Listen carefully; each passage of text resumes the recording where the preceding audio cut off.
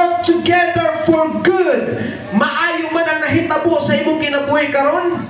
Dili man maayo mga igsoon, praise God, pero sa mata sa Dios gihan-ay na niya ang tanan, nasayra na niya ang tanan, ug naanay tupag ang Dios sa tanang paghitabo sa atong kinabuhi. Saligan lang nato ang Dios, even palagaran lang nato ang Dios. He is in control, ug kaya niya usabon ang tanang butang nga nahitabo sa atong kinabuhi. There are no surprises in God. Walay surprises, walay aksidente sa Diyos. Ang aksidente naalang na sa tao. Kaya kita naman ang wasya, uy, nakita po man eh. Pero sa Diyos, nakita ng tanan ang Diyos. Sugod pa sa sinugdanan, hangtod sa katapusan, mga igsoon. There are no accidents sa tubangan sa Diyos. Why? Kaysa gibasa ganon nato sa Psalms 139, ingon sa Diyos, Thou search me. Kisusi na tadaan sa Diyos.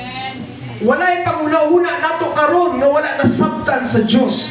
Walay mga pangutana sa atong kinabuhi nga wala ka nasabtan sa Diyos. O ang pinakamaayong mga igsoon, bisan pa sa atong mga pangutana, naanay katubagan ang Diyos nga giandam para kanato mga igsoon.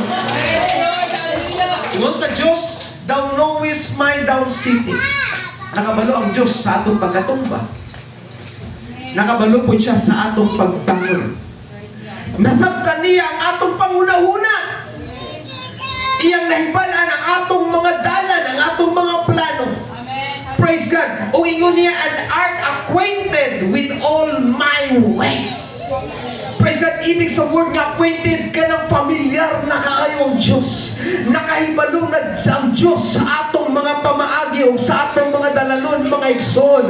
Praise God. And last sentence, ingon niya, for there is not a word in my tongue, but lo, O Lord, Thou knowest it all together. Nakuha nato ang point sa panahon nga nata sa kalistanan, sa panahon nga musugod ta o pag-ampo. May mga pag-ampo, may mga panahon nga muampo ta nga wala tayong masulti. Pero sa pulong sa Diyos, bisag may mga panahon dili nato masulti ang atong mga pag-ampo. Ingon sa pulong sa Ginoo, walay pulong sa atong mga dila na wala nahibalaan sa Diyos bago pa nato ni ikasulti nga kaniya. So what's the point, Pastor? Secure ang atong kinabuhi sa kabot sa Diyos. Kaya bisan pa gani wala pa natong gisulti, iya na ning nahibalaan mga igsoon. Ang pagkinabuhi Kristohanon, walay kabalaka, walay kahadlok, walay problema mga igsoon. Pero para ka nato nga mga Kristohanon, amen, praise God, amen, ang tanang butang maayo man og sa dili kung ibutang nato sa kabot sa Diyos. Amen, praise God. God will turn these things into good mga igsoon kung mapabilin ta sa Ginoo. Dalian ako ni mga igsoon.